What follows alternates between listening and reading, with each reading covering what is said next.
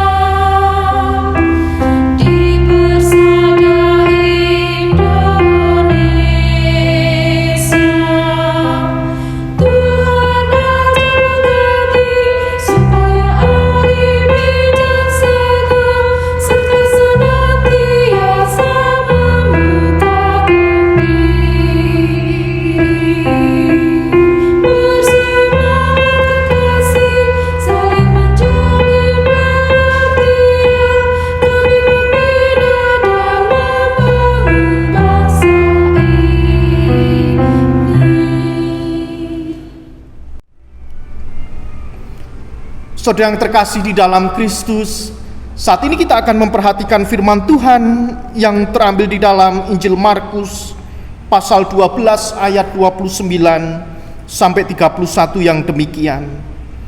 Jawab Yesus, hukum yang terutama ialah, dengarlah hai orang Israel, Tuhan Allah kita, Tuhan itu esa. Kasihilah Tuhan Allahmu dengan segenap hatimu dan dengan segenap jiwamu dan dengan segenap akal budimu, dan dengan segenap kekuatanmu. Dan hukum yang kedua ialah, kasihilah sesamamu manusia seperti dirimu sendiri. Tidak ada hukum lain yang lebih utama daripada kedua hukum ini. Dengan kita memperhatikan firman Tuhan, ternyata kita masih jauh dari apa yang dikehendaki Tuhan. Kita harus sadar bahwa kita belum bisa sepenuhnya mengasihi Tuhan dan juga belum bisa sepenuhnya kita mengasihi sesama kita. Oleh sebab itu mari bersama-sama kita mengakui segala dosa dan kesalahan kita. Kita bertobat mohon pengampunan dengan kita menyanyikan pujian pelengkap Kidung Jemaat 291, Maha Besar, dengarkan ratap umatmu.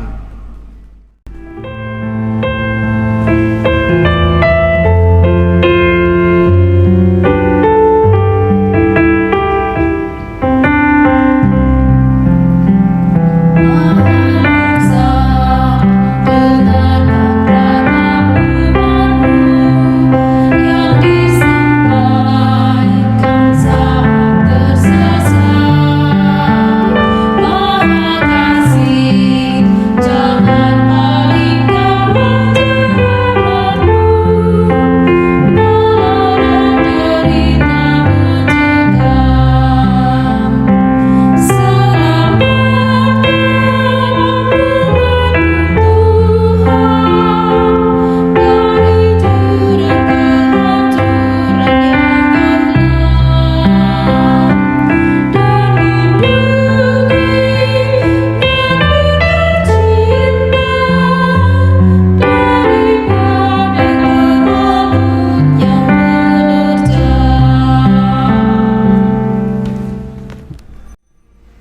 Saudara yang terkasih di dalam Kristus, kepada setiap kita yang dengan kesungguhan hati mengakui segala dosa-dosa kita di hadapan Tuhan dan mohon pengampunan, maka Tuhan akan menganugerahkan berita pengampunan di dalam kehidupan kita. Dan di dalam rahmat-Nya Tuhan memberikan anugerah, berita anugerah Galatia pasal 5 ayat 1 yang demikian, supaya kita sungguh-sungguh merdeka. Kristus telah memerdekakan kita. Karena itu berdirilah teguh dan jangan mau lagi dikenakan kuk perhambaan. Demikianlah berita anugerah dari Tuhan. Kita tanggapi dengan rasa sukacita, dengan kita menaikkan pujian dari Kidung Jemaat 392, Ku berbahagia.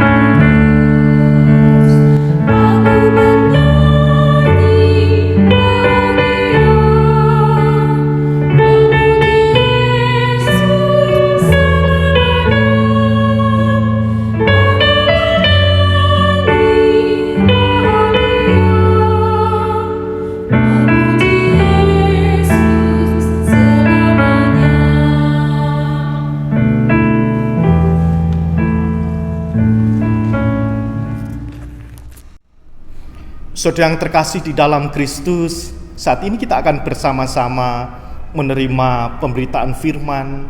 Sebelumnya mari kita bersatu di dalam doa. Kami bersyukur ya Allah untuk kehidupan yang Kau berikan kepada kami. Saat ini kami akan bersama-sama menerima pemberitaan firman yang menjadi kekuatan di dalam kehidupan kami, kekuatan iman ketika kami menjalani kehidupan yang Tuhan berikan. Terima kasih ya Allah, berfirmanlah, karena kami siap untuk mendengarkan. Di dalam Kristus Sang Sumber Firman yang hidup, kami berdoa. Amin. Saudara yang terkasih di dalam Kristus, firman Tuhan pada minggu kedua di bulan kebangsaan, pada minggu hari ini terambil di dalam surat Paulus kepada jemaat di Efesus. Efesus pasal 4 ayat 25 sampai pasal 5 ayat 1 sampai yang kedua. Efesus pasal 4 ayat 25 sampai pasal 5 ayat 1 sampai 2 yang demikian. Karena itu buanglah dusta dan berkatalah benar seorang kepada yang lain, karena kita adalah sesama anggota. Apabila kamu menjadi marah, janganlah kamu berbuat dosa. Janganlah matahari terbenam sebelum pada amarahmu, dan janganlah beri kesempatan kepada iblis. Orang yang mencuri, janganlah ia mencuri lagi, tetapi baiklah ia bekerja keras dan melakukan pekerjaan yang baik dengan tangannya sendiri, supaya ia dapat membagikan sesuatu kepada orang yang berkekurangan. Janganlah ada perkataan kotor keluar dari mulutmu, tetapi pakailah perkataan yang baik untuk membangun, di mana perlu, supaya mereka yang mendengarnya beroleh kasih karunia. Dan janganlah kamu mendukakan Roh Kudus Allah yang telah memeteraikan kamu menjelang hari penyelamatan. Segala kepahitan, kegeraman, kemarahan, pertikaian, dan fitnah hendaklah dibuang dari antara kamu.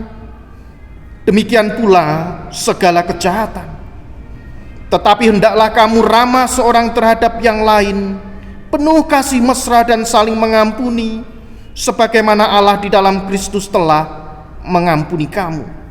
Sebab itu jadilah penurut-penurut Allah, seperti anak-anak yang, dan hiduplah di dalam kasih Sebagaimana Kristus Yesus juga telah mengasihi kamu dan telah menyerahkan dirinya untuk kita sebagai persembahan dan korban yang harum bagi Allah. Demikianlah firman Tuhan. Yang berbahagia kita semua yang selalu merindukan firman Tuhan serta melakukannya di dalam kehidupan kita sehari-hari. Haleluya.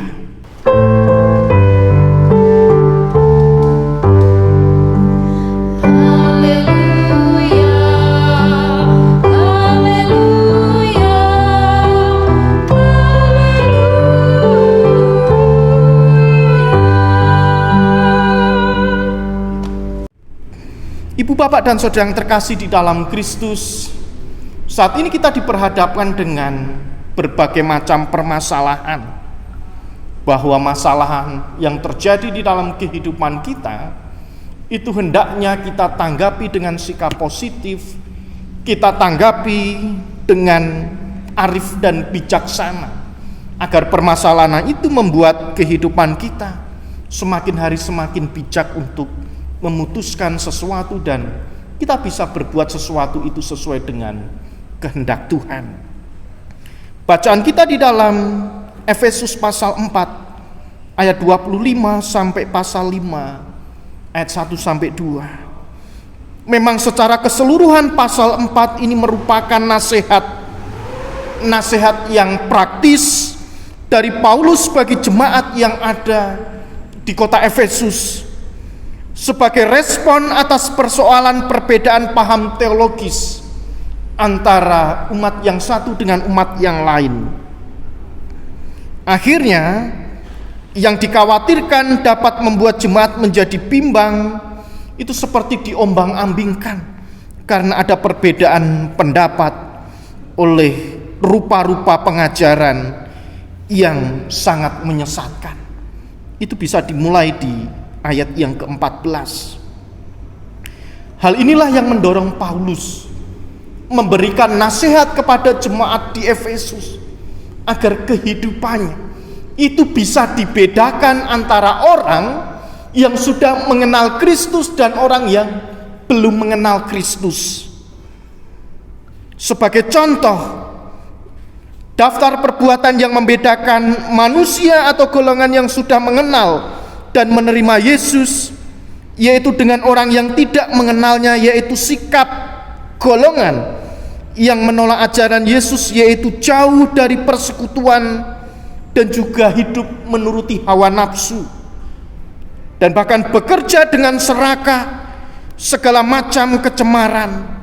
Itulah yang menggambarkan hidup jauh dari Kristus. Sedangkan orang atau golongan yang menerima ajaran Kristus ditandai dengan sikap dirinya yang berubah, baik dari cara berpikir secara rohani atau sikap rohani, meninggalkan cara hidup duniawi, meninggalkan kecemaran, kegemaran, dan juga suka berdusta kepada orang lain. Suka geram, gergetan dengan orang lain yang menuju kepada kedustaan. Oleh sebab itu Rasul Paulus memberikan surat pastoral atau nasihat agar sikap yang dikehendaki Tuhan, yaitu sikap jemaat yang ada di Efesus, itu bisa mengikuti ajaran Kristus agar bisa menjadi berkat di dalam hidupnya dan juga berkat bagi sesamanya. Yang pertama, yaitu pribadi yang berintegritas, berkata jujur dan benar. Integritas harus dimiliki oleh umat percaya.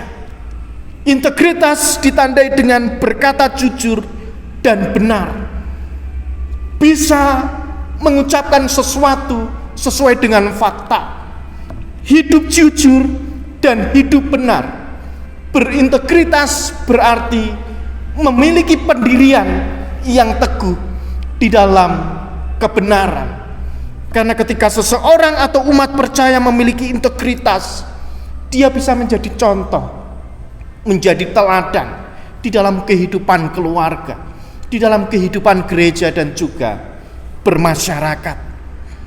Sebab Allah menciptakan manusia semua untuk maksud kebaikan dan di dalam kebenaran, apalagi sebagai satu kesatuan jemaat, harus memiliki integritas menjadi umat yang jujur dan yang benar.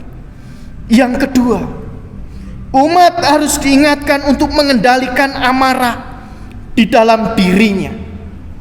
Sebab apa? Kalaupun sampai marah, maka harus memiliki batas. Harus ada waktunya kapan mengakhiri sikap marahnya itu dan tidak melewati hari berikutnya.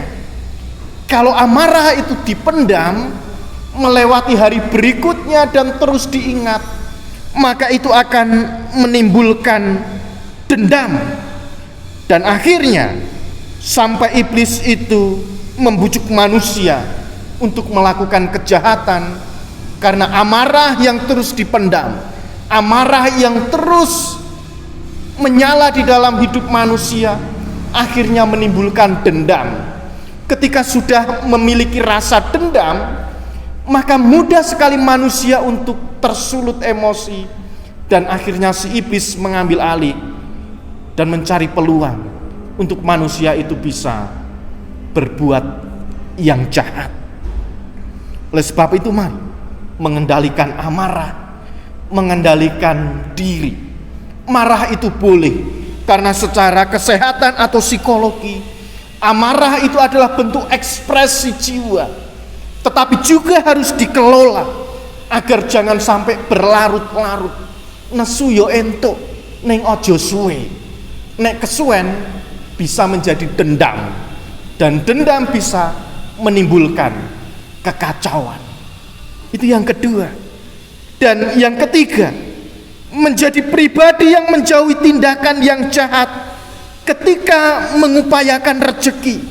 Di ayat yang ke-28, bekerjalah dengan jujur, jangan mencuri, jangan korupsi, mengambil apa yang bukan menjadi hak kita. Kita bisa melihat sesuatu yang terjadi di negara kita ketika manusia mengupayakan untuk mencari rezeki secara pintas, secara spontan, dan tidak ingin rekoso, tidak ingin susah, maka banyak cara-cara jahat yang dilakukan. Banyak sekali orang-orang yang melakukan korupsi, melakukan kejahatan, mengambil yang bukan haknya, dan akibatnya apa? Bumerang, menjadi bumerang di dalam kehidupan. Akhirnya ketangkap dan sengsara, dipenjara. Tidak hanya sebatas di situ saja, mereka juga mungkin akan malu, tidak hanya dirinya tetapi juga keluarga dan keturunannya.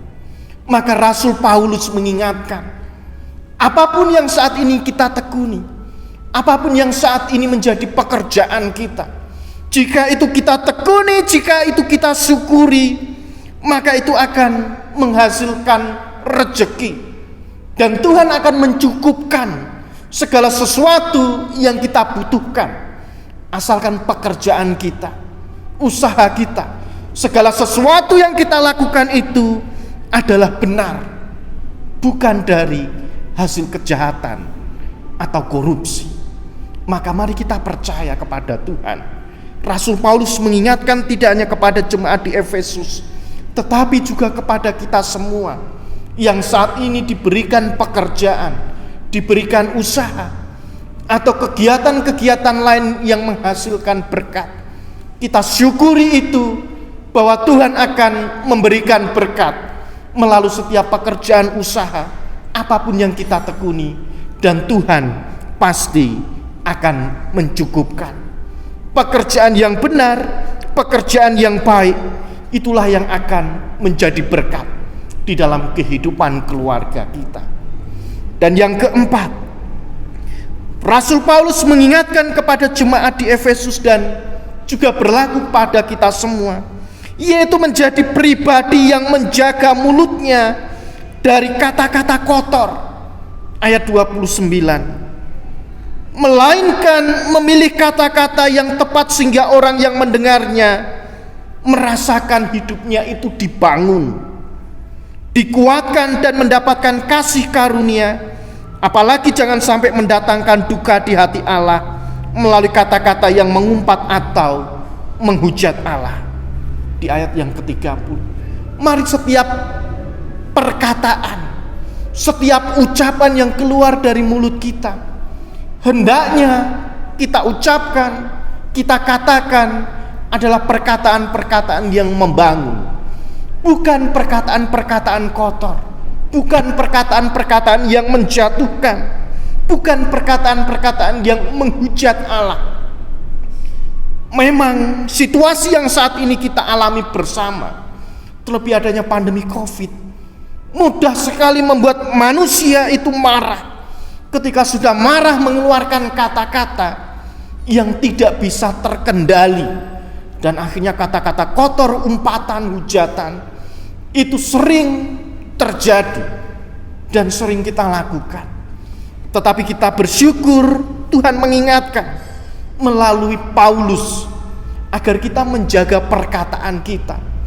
Harusnya perkataan yang keluar dari mulut kita itu perkataan yang membangun, perkataan yang penuh kasih, perkataan yang merangkul, agar orang yang mendengarkan itu dibangun imannya, dikuatkan, dan tetap memiliki pengharapan ketika melewati masa-masa yang mungkin tidak kita harapkan, terlebih di tengah-tengah situasi pandemi COVID saat ini. Dan yang terakhir, yang kelima, Paulus mengingatkan kepada umat di Filipus, dan Tuhan juga mengingatkan kepada kita semua bahwa kita harus menjadi pribadi yang menjaga sikap baik dalam relasi sosial. Ayat 31 sampai 32. Tidak mendatangkan kepahitan, kegeraman, kemarahan, pertikaian, fitnah, tetapi sebaliknya bersikap ramah terhadap semua orang, penuh kasih mesra dan saling mengampuni. Dan inilah waktunya ketika kita diizinkan Tuhan, ketika Tuhan menempatkan dimanapun kita berada, terlebih kita bersosialisasi dengan orang lain, kita berjumpa dengan orang banyak. Tuhan mengingatkan agar menjaga sikap, agar kita bisa menjaga relasi yang baik dengan orang lain, penuh kasih mesra, saling mengampuni, dan ramah terhadap yang lain. Inilah ciri-ciri hidup kekristenan, hidup-hidup yang dikehendaki Allah di dalam kehidupan kita. Dan pada akhirnya Tuhan mengingatkan bahwa nasihat praktis ini disampaikan agar umat menyadari bahwa pentingnya, artinya dipanggil di dalam lingkup keselamatan oleh Allah melalui Tuhan kita Yesus Kristus, yakni untuk menjalani hidup sebagai anak-anak terang. Dan melalui Paulus, melalui jemaat di Efesus, dan juga melalui kehidupan kita, nama Tuhan yang dipermuliakan. Oleh sebab itu, ibu bapak dan saudara yang terkasih di dalam Kristus, Paulus berpesan kepada jemaat di Efesus, dan itu juga berlaku di dalam kehidupan umat percaya, bagi umat atau pasamuan GKJ Argomulyo dan semua umat percaya, bahwa menjaga kehidupan, memiliki pribadi yang berintegritas, menjadi pribadi yang mampu mengendalikan diri, menjadi pribadi yang mampu menjauhi tindakan yang jahat, menjadi pribadi yang mampu menjaga mulutnya dari kata-kata kotor, dan menjadi pribadi yang mampu menjalin relasi dengan baik, agar kehidupan kita ini bisa menjadi berkat bagi diri kita dan juga bagi sesama.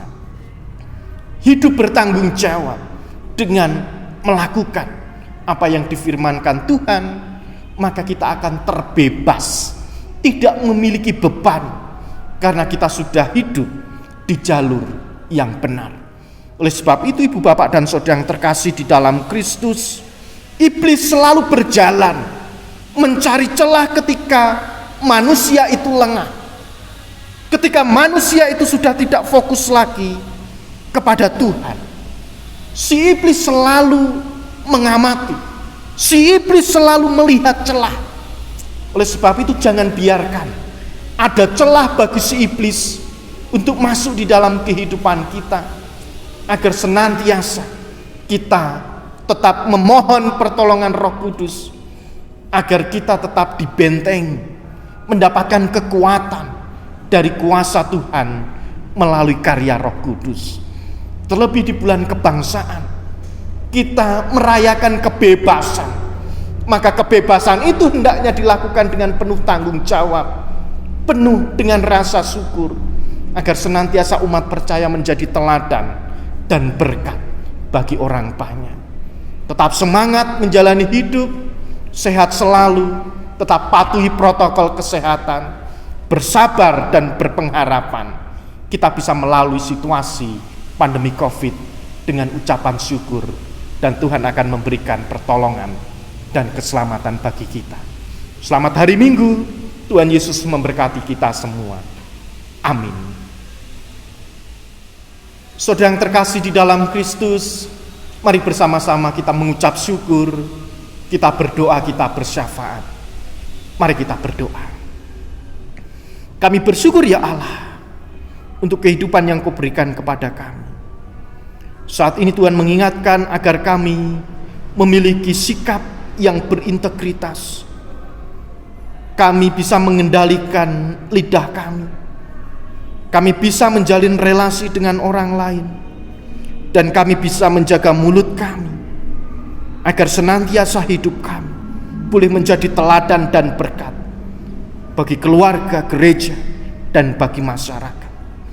Tolonglah kami ya Tuhan, manusia yang penuh dengan kelemahan, agar kami dimampukan untuk menjalani hidup bersama-sama dengan orang-orang yang kami kasihi dan mengasihi kami. Kami berdoa untuk gereja MUGKJ Argo Mulyo di dalam tugas dan panggilan sebagai gereja Tuhan. Tuhan memberkati kami semua, agar senantiasa hidup kami menjadi pelayanan yang terbaik.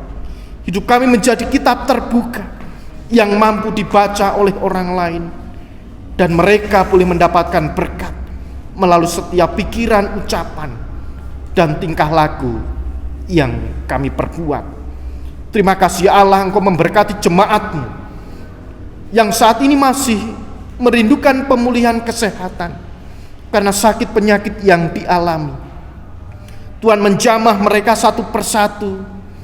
Bagi jemaat-Mu yang saat ini sedang sakit, Tuhan memberkati dan memulihkan kesehatan mereka melalui setiap makanan, obat-obatan, dan bahkan perawatan dari dokter. Tuhan memakai semuanya itu menjadi saluran berkat kesembuhan bagi saudara-saudara kami. Kami percaya Tuhan senantiasa akan memberikan kesehatan. Kami juga berdoa untuk orang tua kami yang saat ini sudah adioswo. Tuhan memberkati orang tua kami di usia sepuh mereka. Biarlah Tuhan senantiasa menolong, memberkati, dan juga memberikan kesehatan dan damai sejahtera, dan juga pengharapan di dalam iman mereka. Dan ajarkan kami sebagai anggota keluarga, anak cucu mampu memberikan yang terbaik bagi orang tua kami. Anak-anak kami yang masih bersekolah, Tuhan juga memberkati mereka. Kiranya Tuhan memberikan kekuatan dan kesehatan, ketekunan ketika mereka harus belajar, yang mungkin saat ini dilakukan secara daring ataupun online. Tuhan memberkati pendidikan anak-anak kami. Biarlah anak-anak kami boleh mendapatkan ilmu yang baik, berguna bagi kehidupan, bisa membangun kehidupan ini menjadi lebih baik lagi. Terima kasih ya Allah. Kami juga berdoa untuk jemaat-Mu, saudara-saudara kami yang saat ini bergumul secara pribadi, baik yang saat ini bergumul karena menantikan pekerjaan, yang saat ini bergumul karena menantikan pasangan hidup, yang saat ini bergumul karena menantikan buah hati atau momongan, dan juga yang saat ini masih bergumul karena tugas-tugas akhir, pekerjaan-pekerjaan, ataupun pergumulan kehidupan yang lain.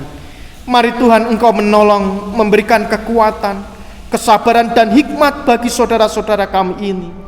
Dan kami yakin di dalam iman Tuhan senantiasa akan menjawab setiap permohonan yang dipanjatkan di dalam doa mereka. Kami berdoa untuk bangsa kami Indonesia, kota kami Salatiga yang saat ini terus bergumul untuk memutus penyebaran COVID-19. Tuhan melindungi tenaga kesehatan. Biarlah melalui mereka Tuhan memulihkan bangsa kami. Tuhan menolong dan melindungi tenaga medis. Tuhan memberikan keselamatan bagi mereka dan bagi kami semua. Terima kasih ya Allah. Inilah doa dan seruan kami. Inilah iman dan pengharapan kami. Kami berdoa di dalam nama Tuhan kami Yesus Kristus, Juru Selamat kami yang hidup. Haleluya. Amin.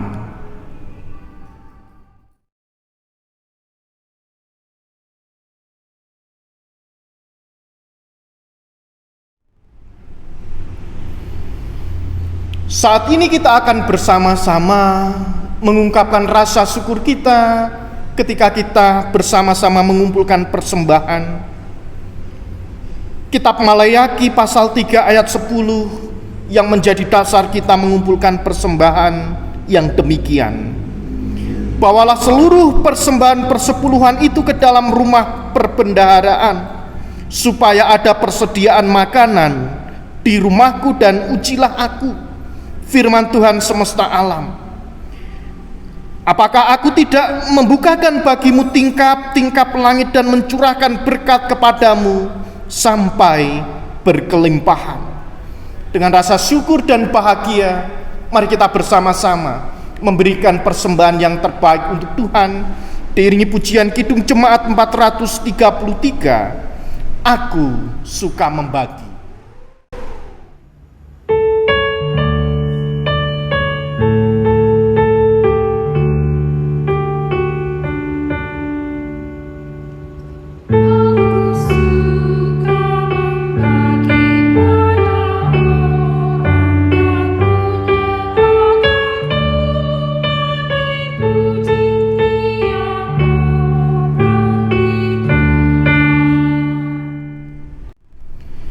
Saudara yang terkasih di dalam Kristus, saat ini kita akan bersama-sama mengikrarkan pengakuan iman rasuli yang demikian. Aku percaya kepada Allah Bapa yang Maha Kuasa, Khalik langit dan bumi, dan kepada Yesus Kristus anaknya yang tunggal Tuhan kita, yang dikandung daripada Roh Kudus, lahir dari anak darah Maria, yang menderita sengsara di bawah pemerintahan Pontius Pilatus, disalibkan, mati dan dikuburkan turun ke dalam kerajaan maut. Pada hari yang ketiga bangkit pula dari antara orang mati, naik ke surga, duduk di sebelah kanan Allah Bapa yang Maha Kuasa. Dan dari sana ia akan datang untuk menghakimi orang yang hidup dan yang mati. Aku percaya kepada Roh Kudus, gereja yang kudus dan am, persekutuan orang kudus, pengampunan dosa, kebangkitan daging dan hidup yang kekal. Saudara yang terkasih di dalam Kristus, kita sudah mendengarkan firman Tuhan. Mari bersama-sama kita menghayati firman Tuhan dan melakukannya di dalam kehidupan kita, dan Tuhan tetap mengutus kita menjadi saksinya. Oleh sebab itu mari bersama-sama kita menerima berkat dari Tuhan. Tuhan memberkati engkau dan melindungi engkau. Tuhan menyinari engkau dengan wajah-Nya dan memberi engkau kasih karunia. Tuhan menghadapkan wajah-Nya kepadamu dan memberi engkau damai sejahtera saat ini sampai selama-lamanya. Amin.